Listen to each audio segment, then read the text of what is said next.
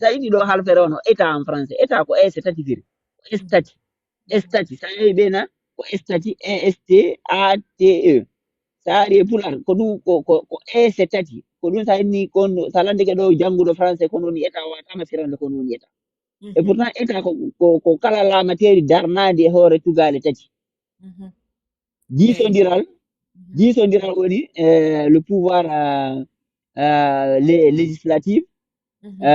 pouvoir exécutif et nunɗal et pouvoir judiciaire nunɗal ngal peewal pouvoir judiciaire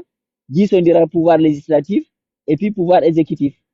ko ɗiɗo tati ko ɗiɗo tati waɗi ko inte état kon ɗo définisi ko inte en état sa falande ko inte état ko lamati andi état e royaume du certes ko inte état ko kala ko darna e hoore tugale tati ɗum noon koye pular es tati ko ese tati sa yetti esprit en français ko insir ɗum ko insir ɗum esprit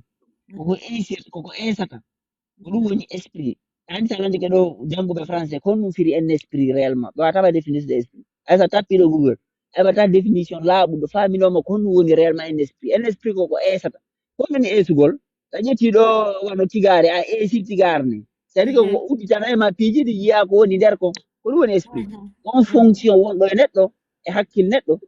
fonction wonɗo e hakkille neɗɗo wawɗo mo wallude o faama ko woni e nder piiji ɗin o eesa piiji ɗin andi na ko feccata esprit na ko feccata koko eesata o français ka haala français ka eta ɗo koye pular ngal yaltina clair et net ɗum arana ko koye pular français o yalti français en ka haala français ko pular tun ejjinani ɗum ɗo noon ɓoyani han ɗum ɓoyani ko waɗi ɗum ɓural plus de 200 ans ko ɗum ɗe tarikaji koɓe jonni hen afrique fof ko fenani parce que enen ina français colonisien colonise ɓen men ko turki ɓe iwri par ce que ko algérie ɓe iwri mais algérie har ko lamateri turki ko ɓen tan ko empire ottoman colonise ɓen felluɓe ɓen ɓe ɓentano l'espagne ko ɓen wonti o garde rouge sénégalais la garde rouge laamiɓe tigi tigi sénégal la garde rouge ko ɓen ko algérie ɓe ko ɓen woni ko ɓen jonni après les tirailleurs sénégalais